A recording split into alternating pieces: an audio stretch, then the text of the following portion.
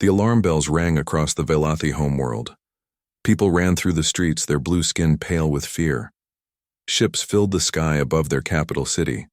But these were not their ships. These belonged to the Keth Empire, and they had come to destroy everything. Prime Minister Hyun-woo stood in his office watching the enemy ships through the large window. His hands shook as he held the emergency communication device. For 300 years, his people had lived in peace. They grew food, studied science, and helped other worlds. They had never hurt anyone. They did not even have weapons. "Sir, we must send the message now," said his aide, a young female named Yisu. "The Keth will break through our shield soon." Hyun-woo nodded. He had hoped this day would never come. The Velathi had heard stories about Deathworld species. These were beings from dangerous planets who knew how to fight and kill. Most civilized worlds stayed away from them. They were too scary, too violent. But now the Velathi needed help from someone who understood war. He pressed the button and began to speak. "This is Prime Minister Hyun-woo of the Velathi Confederation. We are a peaceful farming civilization of 12 star systems. The Keth Empire has attacked us without warning. They have broken the Galactic Peace Accords. We cannot defend ourselves. We ask for help from any Deathworld species who can hear this message. Please, our children are dying." The message went out across space, carried by powerful transmitters, to every known world. Hyun-woo hoped someone would answer. He hoped someone would care about a peaceful people who had never made enemies. Far across the galaxy, on a blue and green world called Earth, the message reached a large building filled with communication equipment. Officer Boram sat at her desk, monitoring signals from space. She was young, only 25, but she had good ears for picking up distant messages. The alien voice came through clearly, speaking in the common galactic language. Boram listened to every word, her eyes growing wide. She had never heard a real distress call before. This was not a training exercise. Real people were dying. She recorded the message and ran to find her supervisor. Commander Taemin was drinking coffee in his office when Boram burst through the door. "Sir, you need to hear this," she said, playing the recording. Taemin sat down, his coffee cup. His face became serious as he listened. When the message ended, he was quiet for a long moment. "Send this to Admiral Tae-jin immediately," he said. "Mark it as priority 1. Admiral Tae-jin was in a meeting when the message arrived. He was a tall man with gray hair and kind eyes, but those who knew him well could see the steel beneath his gentle manner. He had spent 40 years in the Terran Defense Force, rising through the ranks during humanity's expansion into space. He read the message twice, then called for an emergency meeting. Within an hour, his top officers were gathered in the war room. The large table was surrounded by men and women in dark blue uniforms, each one an expert in their field. "The situation is clear," Admiral Tae-jin began. "The Velathi are asking for our help. They are a peaceful species being attacked by the Keth Empire." Captain Soo-jin spoke first. She was known for her quick thinking and brave heart. "We have to help them, sir. If we ignore this, we are no better than the Keth." Colonel Dae-ho shook his head. He was older, more careful. "Sir, we must think about this. Earth has worked hard to build relationships with other worlds. If we show too much of our military power, it might scare them." Major Kyung-ho looked at the star charts. "The Keth Empire is strong, sir. They have been growing for 50 years. This might not be a small fight." Admiral Tae-jin studied the faces around the table. These people had served with him for years. He trusted them all. But he also knew something they might not fully understand. Earth was different from other worlds. Humans were different. "Tell me about the Velathi," he said to Intelligence Officer Min-ho. Min-ho activated a holographic display. Images of blue-skinned beings appeared showing their cities, their farms, their peaceful way of life. "They are herbivores, sir. Plant-eaters.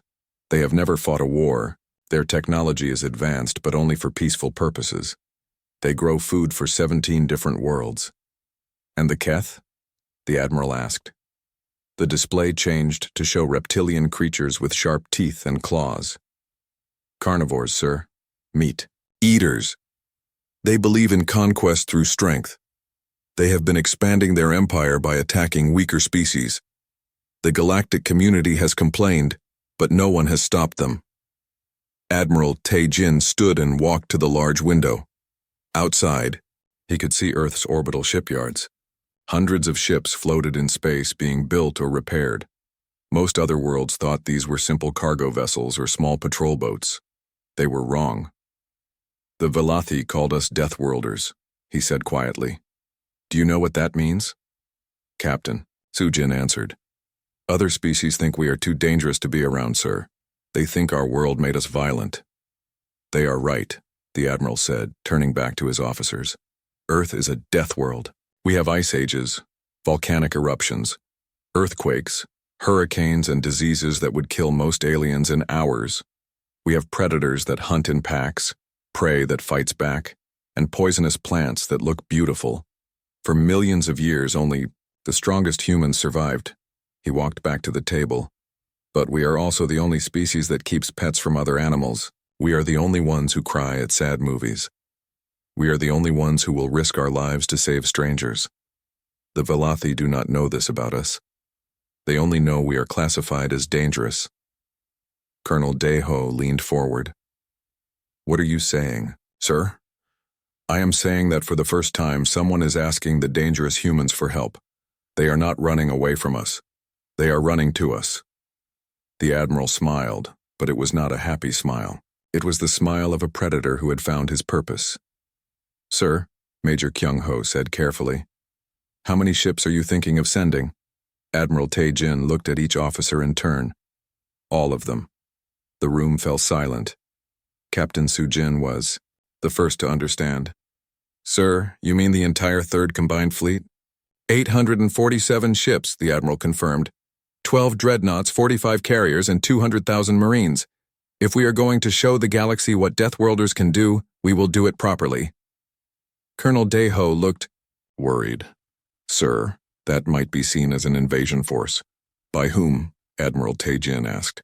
By the peaceful species who have let the Keth grow stronger while they did nothing. By the Galactic Council who talks but never acts. The Velothi asked for help from Deathworlders. We will give them exactly what they asked for. He pressed a button on the table. Send orders to all fleet commanders. We depart for Velothi space in 72 hours. Full battle configuration. As his officers left to prepare, Admiral Tae-jin remained in the war room. He looked at the star charts, thinking about the long journey ahead. The Velothi had no idea what they had asked for. They thought they were calling for a few strong fighters to help them. Instead, they had awakened something that had been sleeping. Humanity was going to war, and the galaxy was about to learn why Earth was called a death world. The message went out across Earth's communication networks within hours. Every military base, every orbital station, and every ship in the outer systems received the same order. Prepare for immediate deployment to Velothi space. Captain Jin-ho was eating dinner with his crew when the alert came through. He commanded the heavy cruiser Busan's Pride, one of the most powerful ships in the Terran fleet. The ship was 3 kilometers long and carried enough firepower to level a small moon. To most aliens, it would look like a simple cargo vessel. Sir, his communications officer called out, We have deployment orders. Jin-ho read the message on his personal tablet. His eyes widened. The entire 3rd Combined Fleet was being deployed. This was not a small mission. This was the largest military operation in human history. All hands to battle stations, he announced over the ship's speakers. Prepare for immediate departure. His crew moved with practiced speed. They had trained for this moment for years, but none of them had expected it to come so soon. The Busan's Pride had been docked at Luna Station for repairs. Now those repairs would have to wait. Commander Yoonji received her orders while her ship was hidden in the asteroid belt beyond Mars. The Soul Shadow was a stealth destroyer, designed to move unseen through space. Her crew was small but deadly, trained in special operations that other species would consider impossible. How long until we reach the rendezvous point? She asked her navigator. 18 hours, ma'am, Lieutenant Hae-won replied. We'll need to use the experimental drive. Yunji nodded. The experimental drive was dangerous, but it would cut their travel time in half. Speed was important now. Every hour they delayed meant more Velothi lives lost. Across Earth's solar system, similar scenes played out on hundreds of ships. The third combined fleet had been scattered across 12 star systems, conducting training exercises and patrol missions. Now they were coming together for the first time in 5 years. Lieutenant Kyung-soo was aboard the assault transport Daegu Thunder when the orders came. He led a squad of enhanced Marines, soldiers who had been modified for combat in hostile environments. Their bodies were stronger, their reflexes faster, and their minds trained to stay calm in situations that would break normal people. "Gear up," he told his squad. "Full combat load." His Marines were already moving before he finished speaking. They had been waiting for a real mission for months. Training was good, but they were warriors. They needed a real fight. Private Dongwoo was checking his rifle when he asked, "Sir, what do we know about the enemy?" Kyung-soo pulled up the mission briefing on his tablet. The Keth Empire, reptilian species, carnivorous, aggressive expansion policy. They've been conquering peaceful worlds for decades. "And the people we're helping?" asked Corporal Insu. "The Velothi. Herbivores, completely peaceful, no military training." Kyung-soo looked at his squad. "They grow food for half the galaxy. The Keth are trying to enslave them." His Marines nodded. They understood. This was not a complicated political situation. This was good versus evil, and they were the good guys. At the Luna shipyards, engineer Minseo was working around the clock to prepare the fleet's weapon systems. She was one of the few people who knew the true capabilities of human military technology. While other species had focused on peaceful development, humans had continued to build weapons. "How are the antimatter torpedo tubes?" she asked her assistant. "All systems green," replied Technician Wu Jin. "The new targeting systems are online too." Minseo smiled grimly. The antimatter torpedoes were humanity's secret weapon. Each one could destroy a ship 10 times larger than itself.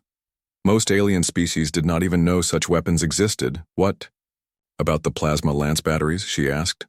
"Ready for deployment. The focusing crystals are aligned perfectly." The plasma lances were another human innovation. They could cut through enemy shields like they were made of paper. Combined with the ship's kinetic bombardment systems, they made human vessels nearly unstoppable in combat. Admiral Tae-jin stood on the bridge of his flagship, the Incheon Hammer. Through the viewports, he could see ships arriving from across the solar system. Each one was a masterpiece of human engineering, designed by a species that had been fighting wars for thousands of years. "Fleet status report," he called out. Captain Jae-sung, his fleet coordinator, consulted his displays. 712 ships have reported ready for departure, sir. The remaining vessels will arrive within 6 hours. "Good. What about our intelligence on the target area?" Commander So Young, his intelligence officer, stepped forward. "The Keth have deployed approximately 2,000 ships to Velothi space, sir. They're using standard conquest tactics, orbital bombardment followed by ground invasion." Admiral Tae-jin studied the tactical displays. The Keth had numbers, but numbers did not always win battles.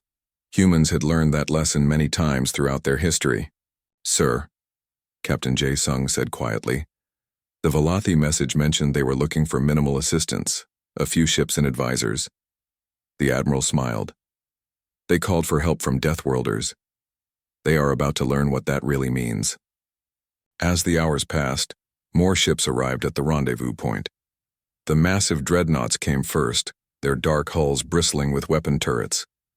Behind them came the carriers, each one holding hundreds of fighter craft and bombers. The cruisers and destroyers formed protective screens around the larger vessels. Medical Officer Yuri was aboard the hospital ship Jeju Hope, preparing for casualties. Her medical bay was equipped with the most advanced healing technology humans had developed. She had studied alien biology for years, learning how to treat wounds that would kill most species. "Doctor," her assistant said, "the Marine medical files are ready for review." Yuri nodded. The enhanced Marines would need special care if they were injured. Their modified bodies healed faster than normal humans, but they also pushed themselves harder in combat. "Have we received any information about Velothi physiology?" she asked. "Basic data only. They seem to be fairly standard carbon-based life forms, similar to humans in most ways except for their plant-based diet." Yuri made notes in her medical database. If they rescued Velothi civilians, she would need to know how to treat them. Human medicine was designed for combat trauma, but these people would need gentle care. In the fighter bays, pilot Xiong Ho was running final checks on his interceptor. The small craft was fast and deadly, designed to hunt enemy fighters and bombers. He had been flying for 8 years, but this would be his first real combat mission. "All pilots to briefing room," the squadron leader announced. The briefing was short and direct. The fighters would escort the main fleet and provide close support during the battle. Enemy resistance was expected to be heavy, but human fighters were superior to anything the Keth could field. "Remember," the squadron leader said, "we're not just fighting for Earth. We're fighting for people who have never hurt anyone. The Velothi are farmers and scientists. They grow food that feeds billions of beings across the galaxy. The Keth want to enslave them or kill them." Xiong Ho felt his anger growing. He had read about the Keth Empire's previous conquests. They did not just defeat their enemies, they destroyed entire civilizations. This time would be different. As the final ships arrived, Admiral Tae-jin called a meeting of all his senior officers. The holographic display showed the massive fleet spread across space. 847 ships of war, the largest military force humanity had ever assembled. "In 6 hours, we will enter hyperspace," he announced. "The journey to Velothi space will take 4 days. During that time, the Keth will continue their attack. Every hour we delay costs Velothi lives." He looked at each officer in turn. "Some of you have expressed concern about revealing our true military capabilities to the galaxy. Those concerns are valid. After this mission, every species will know that humans are not just another peaceful civilization." Captain Jinho spoke up. "Sir, are we prepared for the consequences?" "The consequences of action, or the consequences of inaction?" the Admiral replied. "If we do nothing, the Velothi will be destroyed. The Keth Empire will grow stronger. Other peaceful species will learn that there is no help coming when they are attacked." He activated a new display, showing images of Velothi, cities under bombardment. "But if we act, we send a different message. We tell the galaxy that there are some who will stand up to bullies. We show them that peaceful species have protectors." The room was quiet for a moment. Then Captain Su-jin stood up. "Sir, the fleet is ready for deployment." One by one, the other officers stood and saluted. They understood their mission now. They were not just soldiers going to war. They were guardians answering a call for help. Admiral Tae-jin returned their salute. "Signal all ships. We depart in 1 hour." The massive fleet began to move, turning toward the hyperspace jump point. Behind them, Earth continued its slow rotation, unaware that its children were about to show the galaxy what Deathworlders could do when someone they cared about was in danger. The journey would take 4 days. The Keth Empire had no idea what was coming. The human fleet dropped out of hyperspace at the edge of Velothi space like a thunderclap in the silence of the void. 847 ships materialized in perfect formation, their dark hulls reflecting the light of distant stars. Fleet. Commander Ji-hoon was monitoring the outer system defenses when his sensors began screaming alerts. The Velothi had adopted human-style names after first contact protocols were established, and Ji-hoon had chosen his carefully. Now, as he stared at his display screens, he wondered if he would live long enough to use it again. "Sir?" his sensor operator stammered. "We're detecting massive hyperspace exits, multiple contacts bearing 27 Mark V. Ji-hoon's 4 eyes focused on the tactical display. What he saw made his blue skin turn pale gray with shock. The screen showed more ships than he had ever seen in one place. More ships than existed in the entire Velothi fleet. "How many?" he whispered. 847 confirmed contacts, sir.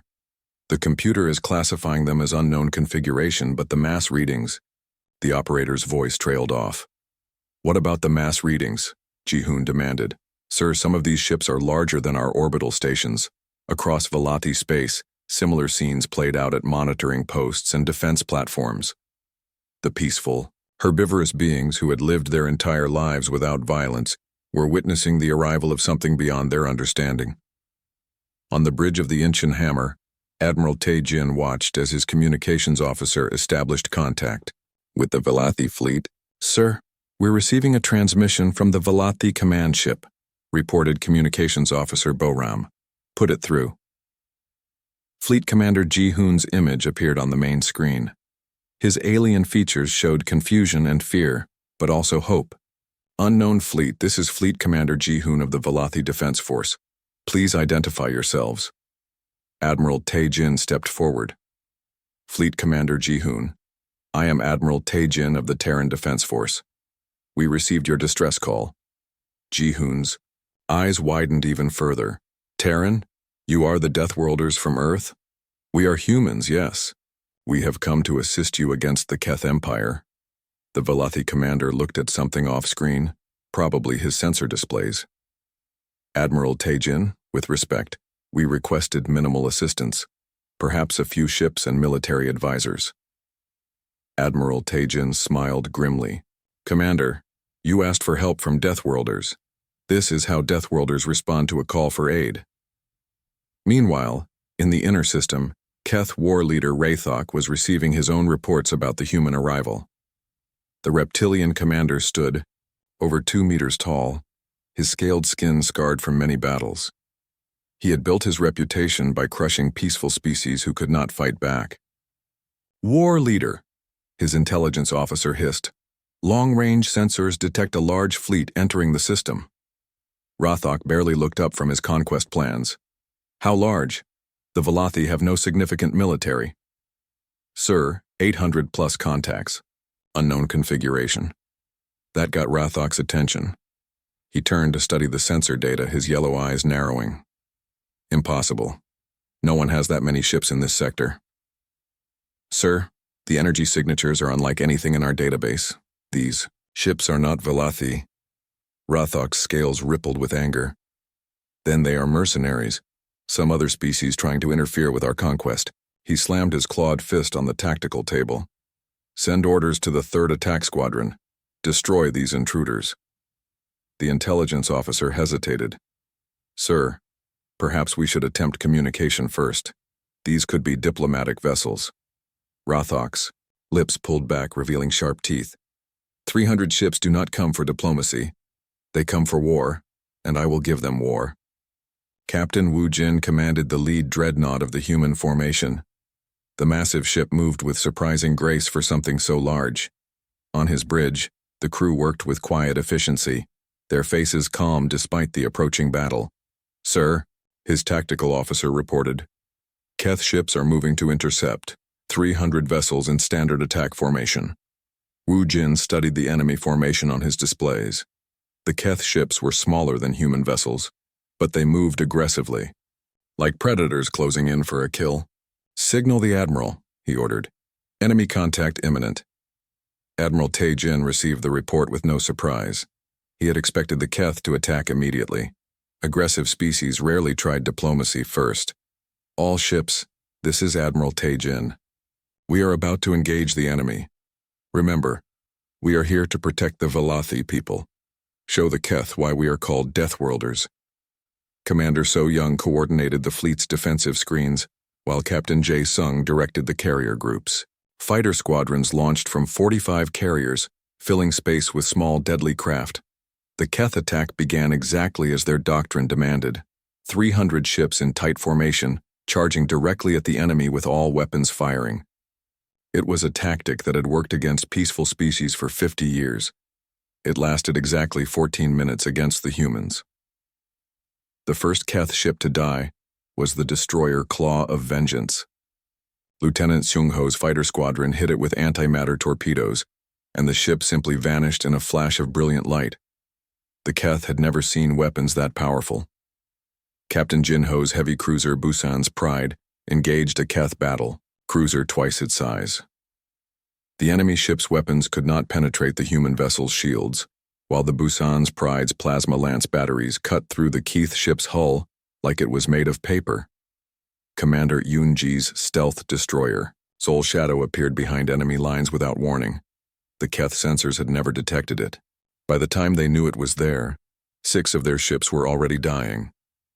On the Velathi command ship, Fleet Commander Ji-hoon watched the battle with growing amazement.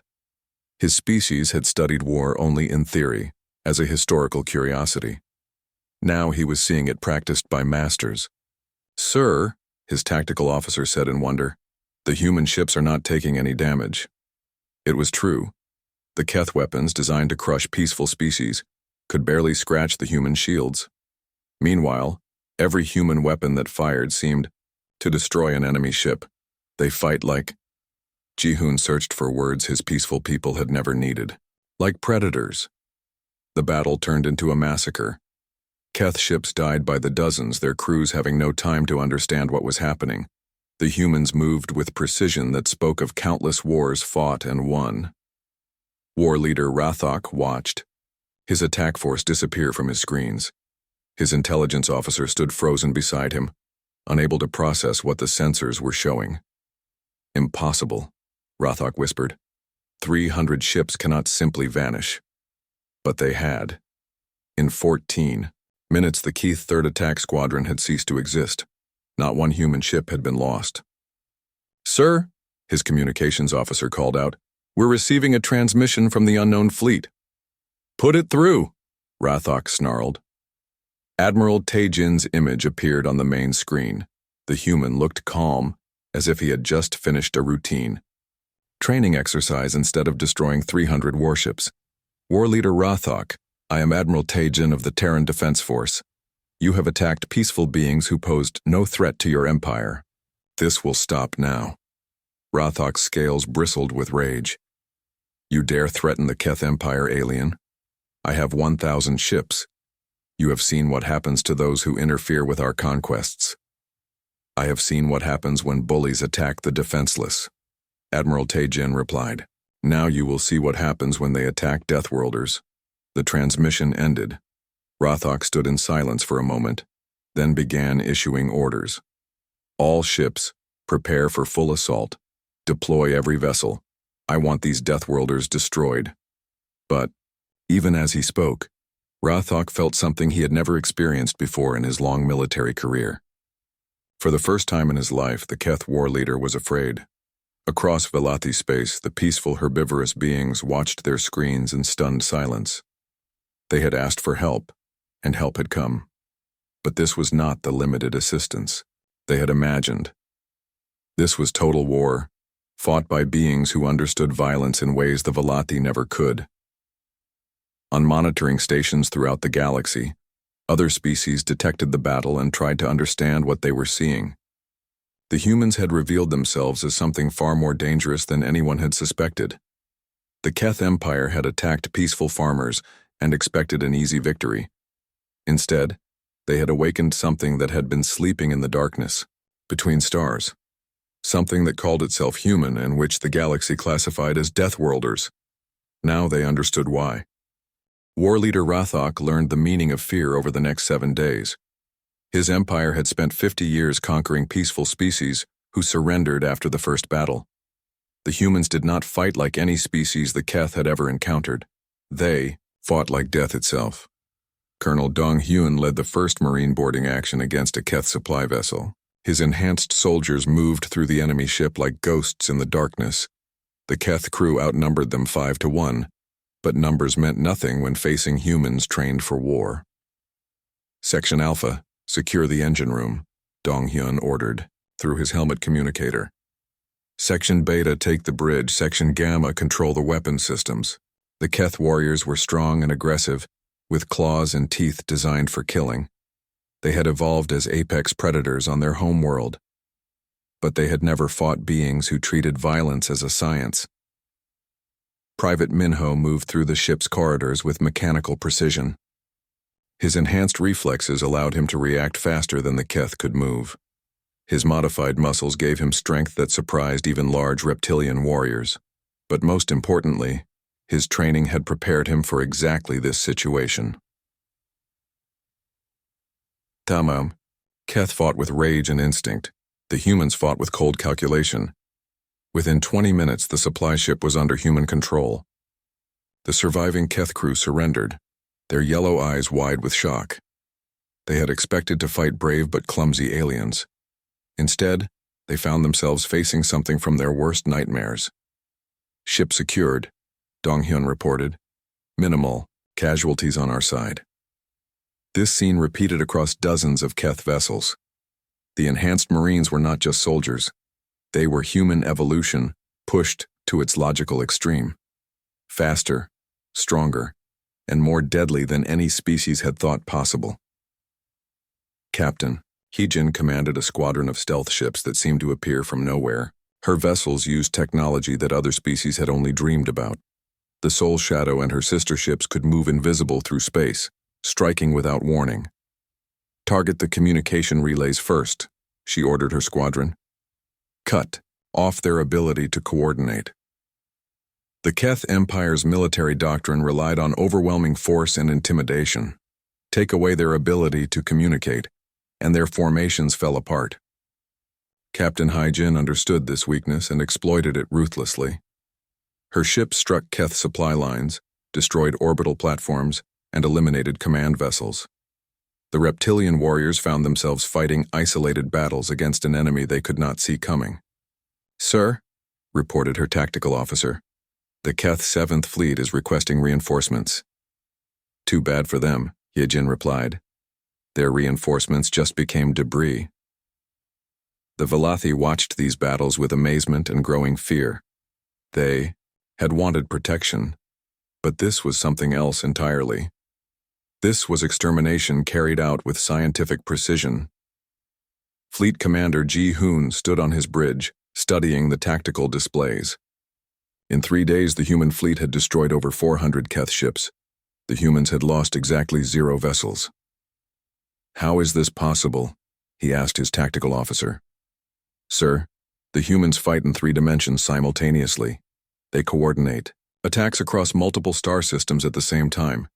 It's like they can see the entire war at once." Admiral Taijin proved this point every day.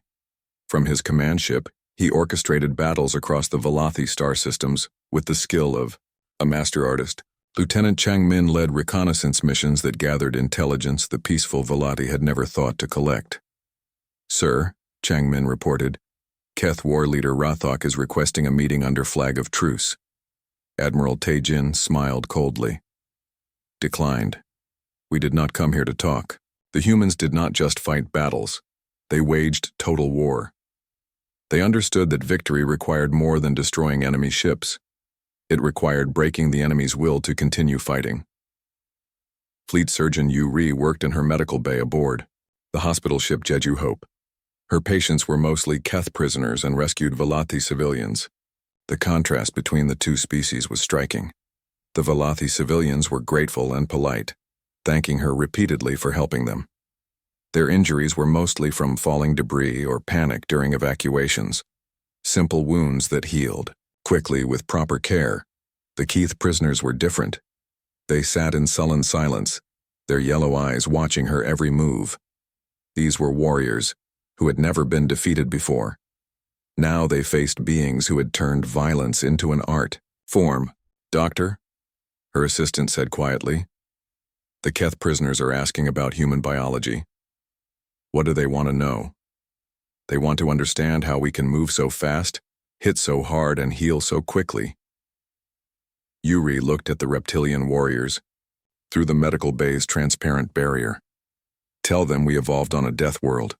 Everything on our planet tried to kill us for millions of years. Only the strongest humans survived."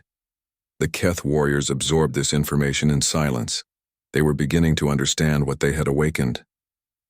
Intelligence officer Sang-woo interrogated captured Keth officers with methods that extracted information without crude torture.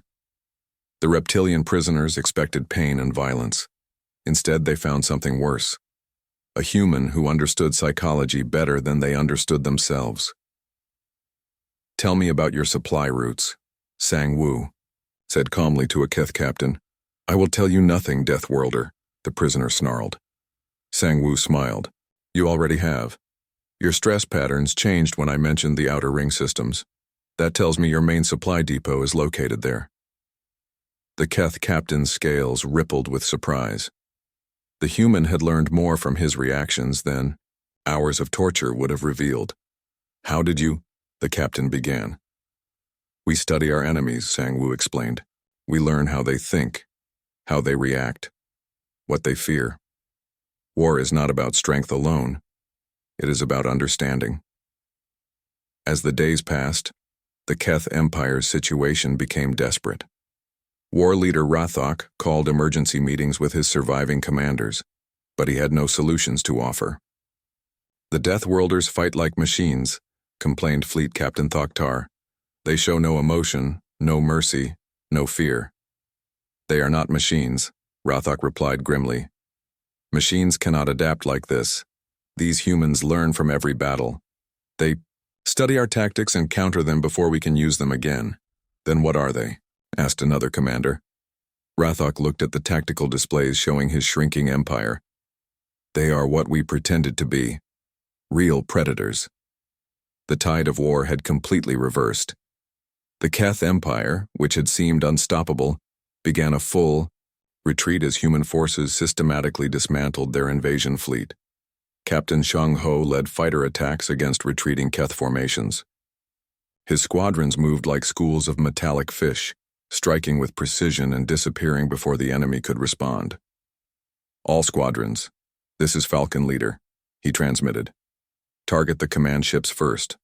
Cut off the head, and the body dies. His fighters dove through enemy formations, their weapons carving paths of destruction. The Keth had never faced pilots with such skill. Human reflexes, enhanced by technology and training, made them nearly impossible to hit. Commander Na Young oversaw humanitarian efforts to rebuild damaged Velothi worlds. Her ships carried food, medical supplies, and construction equipment. The contrast was striking. The same species that had destroyed the Keth invasion was now healing the wounds of war. Sir, her aide reported, the Velothi are asking how we can be so efficient at both war and peace. Na Young considered the question. Tell them we learned to build because we knew how to destroy. Creation and destruction are two sides of the same skill. Colonel Jun Seo began training Velothi defense forces in basic military tactics. The peaceful herbivores were reluctant students, but they understood the necessity. They could not remain defenseless forever. Fighting is not about anger, he explained to a group of Velothi officers. Anger makes you stupid.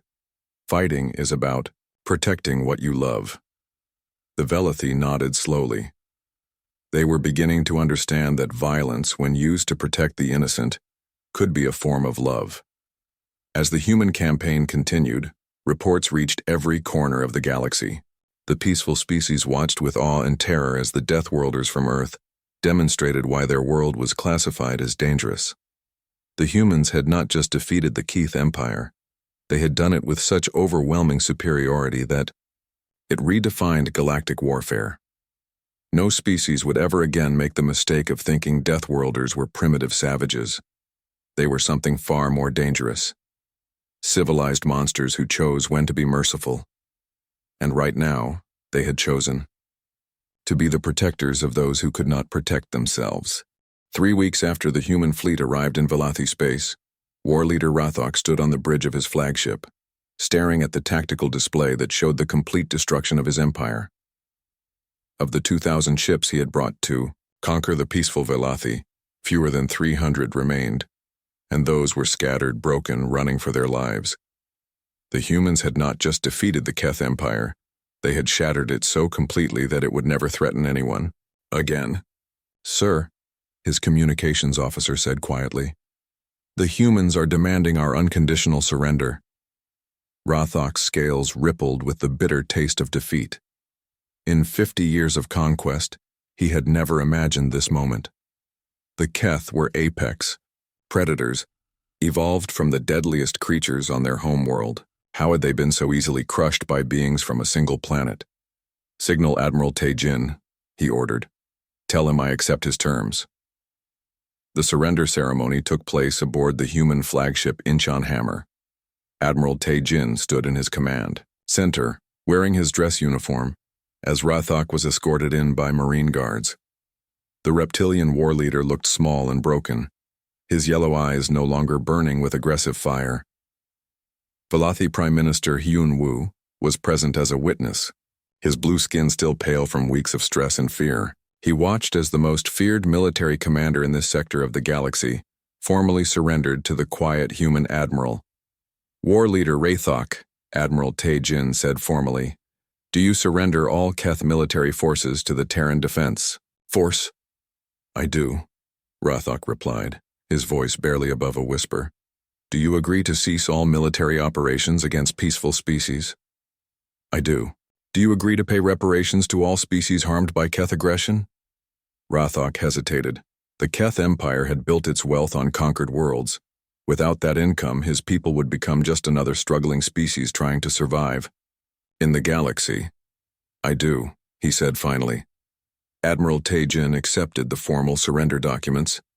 "The Keth Empire is hereby dissolved. Your remaining ships will escort your people back to your home systems. Any attempt to resume aggressive actions will result in the complete destruction of your species." Rathok looked up at the human admiral. "How?" he asked. "How did you defeat us so easily?" Admiral Tae-jin studied the broken war leader for a moment. "You fought to conquer. We fought to protect. That made all the difference."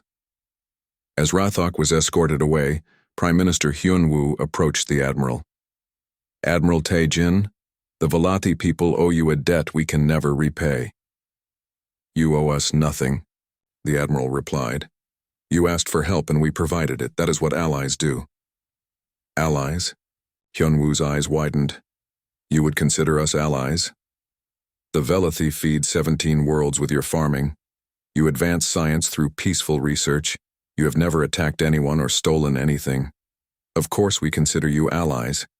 Across the galaxy, the news of the Keth Empire's defeat spread like wildfire. Species that had lived in fear of Keth expansion suddenly found themselves free. Worlds that had paid tribute to avoid conquest could now keep their resources for their own people. But the news also carried a darker message. The humans were not the simple cargo haulers they had pretended to be. They were a military power unlike anything the galaxy had ever seen. Captain Sung-ho led humanitarian efforts to rebuild Velothi worlds damaged during the war. Human engineering teams worked alongside Velothi farmers to repair irrigation systems and replant destroyed crops. The same ships that had carried antimatter torpedoes now delivered construction equipment and medical supplies. "Sir," his aide reported, "the Galactic Council is requesting a meeting with Admiral Tae-jin." Sung-ho smiled. "I bet they are. They ignored the Velothi distress calls for weeks. Now they want to talk to us." The contrast was not lost on anyone. When peaceful species called for help, the Galactic Council formed committees and held meetings. When Deathworlders responded, problems got solved. Commander Nae-young established human diplomatic outposts throughout Velothi space. Her job was to help the peaceful species understand their new position in galactic politics. They were no longer defenseless farmers waiting to be conquered. They were under the protection of Earth. "The humans have changed everything," she explained, to a gathering of Velothi leaders. "For the first time in galactic history, aggressive species know there will be consequences for attacking peaceful worlds." Colonel Junseo continued training Velothi defense forces, though his students were reluctant warriors. The herbivorous beings struggled with the concept of violence, even in self-defense. "We do not want to become like the Keth," one Velothi officer explained. "We do not want violence to change who we are." "Violence does not have to change you," Junseo replied, "but the ability to defend yourself will prevent others from changing you by force." Engineer Haiwan worked with Velothi scientists to share defensive technologies. The humans were careful about what they revealed, but they provided enough knowledge to help their new allies protect themselves. "These shield generators are far beyond our current technology," a Velothi engineer said, in wonder. "They should be enough to stop raids and small attacks," Haiwan explained. "For larger threats, you call us." The arrangement was simple, but effective. The Velothi would remain peaceful farmers and scientists, but they would no longer be helpless victims. and if anyone threatened them, the Deathworlders from Earth would respond. The Galactic Council finally managed to arrange a meeting with Admiral Tae Jin 2 months after the war ended. Representatives from dozens of species gathered on the neutral world of New Geneva to discuss the new reality. Ambassador Tae Min represented Earth at the meeting. He was a diplomat, not a soldier, but he carried the weight of human military power behind his words. The Terran Defense Force's actions were completely outside established protocols, complained the Centauri representative. Military intervention requires council approval. Whose approval? Tae Min asked calmly. The council that spent 3 weeks debating whether the Velothi distress call was genuine? The council that forms committees to study the formation of other committees? The chamber fell silent. Everyone present knew the truth. The Galactic Council talked while people died. The humans acted. The Deathworlders from Earth have upset the balance of galactic politics, the Alteran delegate argued. Your military power threatens the peace we have worked to maintain. What peace? Tae Min replied. The Keth Empire conquered 12 species in the last 50 years. Where was your peace for them? He stood and activated a holographic display showing the current galactic map. The balance you speak of was maintained by fear. Peaceful species stayed quiet and hoped the predators would not notice them. That is not peace. That is simply delayed suffering. What do you propose instead? Asked the Rigelian representative. Simple, Tae Min said. Peaceful species have the right to live without fear. Aggressive species have the right to exist, but not the right to conquer others. Anyone who threatens the innocent will answer to us. The implications were clear. Earth was establishing itself as the galactic police force, whether the council approved or not. Back in Velothi space, life slowly returned to normal.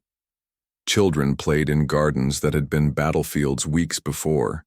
Farmers replanted fields that had been scorched by orbital bombardment. Scientists resumed their research into peaceful applications of technology, but now they did so under the protection of beings who understood war better than anyone else in the galaxy. Admiral Tae Jin stood on the observation deck of his flagship. Looking out at the peaceful worlds the human fleet now protected, his officers had questioned whether revealing their military capabilities was wise. Time would tell if they were right. Sir, Captain Sujin approached with a message tablet. We're receiving distress calls from 3 other systems. Species requesting help from Deathworlders. The Admiral smiled. How many ships are we sending? All of them, sir. All of them, he confirmed. The galaxy had learned an important lesson. When peaceful beings called for aid, the Deathworlders answered. And they did not come alone. Other species had spent centuries building trade networks, diplomatic alliances, and cultural exchanges. The humans had spent those same centuries learning how to fight. Now they were using that knowledge to protect those who could not protect themselves. The age of unchecked aggression was over.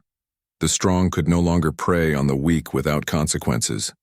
Because somewhere in the darkness between stars, the Deathworlders from Earth were watching, and they had made it very clear what happened to those who threatened the innocent. The galaxy was still dangerous, still filled with predators and conflicts. But for the first time in recorded history, the peaceful species had guardians who were more dangerous than anything trying to hurt them. Earth had answered the call for aid, and the universe would never be the same.